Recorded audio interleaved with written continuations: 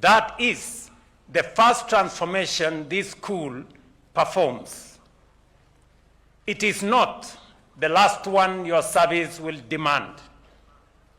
From this day, your choices carry weight beyond yourselves. The uniform gives you authority. It also imposes obligations. Serve with courage. Serve with discipline. Serve with restraint.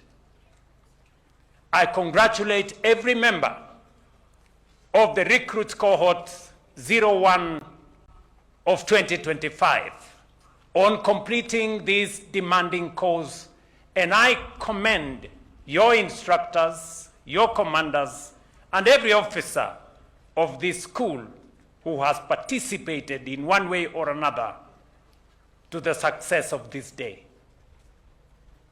But a passing out parade is not where your worth is proven. It is proven later in the character, the judgment, and the professionalism you carry into service.